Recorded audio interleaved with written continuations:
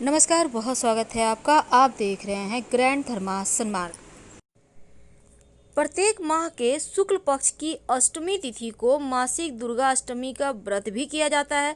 लेकिन जब नवरात्र में पड़ने वाली अष्टमी तिथि की बात करें तो इसका महत्व बढ़ जाता है और इसे महाअष्टमी के नाम से भी जानते हैं। इस दिन माँ आदि शक्ति के अष्टम स्वरूप देवी महागौरी का पूजन किया जाता है और महाअष्टमी तिथि पर जो लोग व्रत रखते हैं घरों में ही पूजा पाठ हवन भी करते हैं। वैसे तो महाअष्टमी तिथि को परम कल्याणकारी और यश बढ़ाने वाली, समृद्धि देने वाली तिथि मानी गई है। नवरात्र में माँ दुर्गा की आप विधिवत पूजा करते हैं तो आपके सभी कष्टों का नाश होता है, शत्रुओं पर आप विजय प्राप्त करते हैं, तंत्र मंत्र बाधाओं से मुक्ति मिलती है। इसके साथ ही अष्टमी तिथि पर शस्त्र पूजन भी किया जाता है। अब ज्योतिष में भी अष्टमी तिथि को जया तिथि कहा गया है, क्योंकि इस तिथि पर किए गए कार्य सदैव पूर्ण होते हैं और यह तिथि खासकर जो आदि व्याधि है उसका भी नाश करने वाली है। तो इस बार की जो अष्टमी तिथि है और नवमी तिथि दोनों ही खास है। लेकिन अगर हम नवमी तिथि की बात करें तो ये नवरात्र का आखिरी दिन है और इसको समस्त सिद्धि प्रदान करने वाली माँ सिद्धिदात्री का तिथि माना जाता है, उनकी पूजन किए जाते हैं। तो अष्टमी तिथि की तरह नवरात्र में नवमी तिथि का भी महत्व है। इस दिन माँ दुर्गा के 9 स्वरूपों की प्रतीक 9 कन्याओं को अपने घर में आमंत्रित करके पूजन किया जाता है और इसके साथ ही एक बालक को भी आमंत्रित किया जाता है, जिसे बटुक भैरव या फिर लांगूर का स्वरूप माना जाता है। तो कन्या पूजन के साथ ही माँ दुर्गा को विदा कर दिया जाता है। तो इस बार अष्टमी और नवमी तिथि के दिन चावल और हल्दी का एक छोटा सा प्रयोग जरूर कीजिएगा, ताकि जीवन में जो आपकी खुशियाँ कहीं खो गई हैं वो एक बार फिर से आपको वापस मिल जाए। बहुत सिंपल है, आइए जानते हैं विस्तार से। आप अपने घर में भले ही अखंड दीपक जला रहे हैं, लेकिन सुबह शाम आप दिया बाती करने के लिए एक दिया तो जलाते होंगे। अब इस दीपक में एक छोटा सा प्रयोग करें 2 दिन, महाअष्टमी और महानवमी के दिन। आपके घर में स्थिर लक्ष्मी की आपको प्राप्ति होगी। एक तो जब आप दीपक जलाते हैं तो घी या तेल का, जिसका भी आप मर्जी जलाइए, तिल का भी तेल का जला सकते हैं। लेकिन इस दीपक में ऐसा क्या डालें कि मन्नत पूरी होने लगे। देखिए, वैसे तो लौंग तो हर कोई डालता है, काली मिर्च भी डालता है, लेकिन एक छोटा सा प्रयोग लक्ष्मी को स्थिर करेगा। जब आप बाती बनाइएगा, रुई की बनाएं या लाल धागे की, कोशिश करें लाल धागे की, नहीं है तो रुई का भी बना सकते हैं।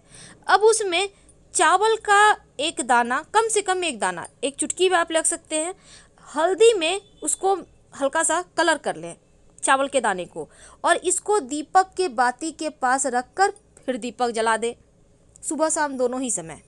देखिएगा आपके घर में एकदम से बदलाव होने लगेगा, कुछ ही समय में आपको इसके रिजल्ट मिलेंगे।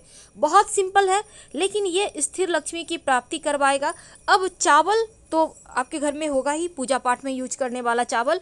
आप चाहे तो एक कटोरी में थोड़ा सा मिक्स करके हल्दी के साथ रख लें और इसी से निकाल कर एक एक चुटकी प्रयोग करें।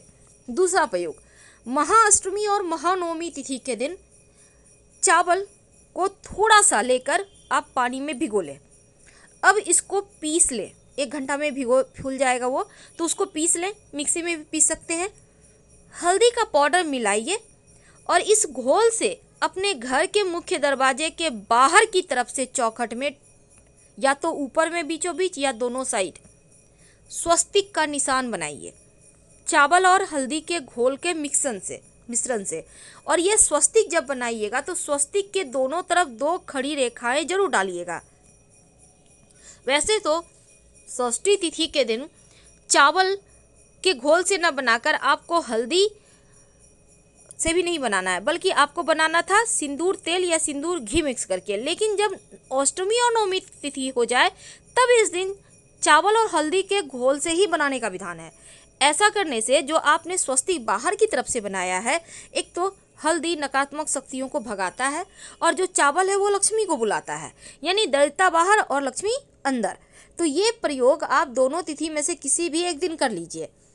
और इस प्रयोग को आप जब बनाइएगा स्वस्तिक, तो बहुत बड़ा बड़ा मत बनाइएगा, कम से कम 9 अंगुल से छोटा ही हो तो अच्छा, छोटे छोटे सुंदर सुंदर 2 बना लें, दोनों तरफ चौखट में या फिर ऊपर में ठीक बीचों बीच। और अगर स्वस्तिक नहीं बना पा रहे हैं तो ओम का ही निशान बना लें। तो ये सिंपल सा प्रयोग है जो जीवन में खुशियों को बढ़ाएगा। लेकिन सबसे अंत में एक खास प्रयोग, आपकी मन्नत पूरी ही नहीं हो पा रही, दुख बढ़ता ही जा रहा, दुख कटता ही नहीं है, परेशान हो गया है कि दुख कटे तो कैसे।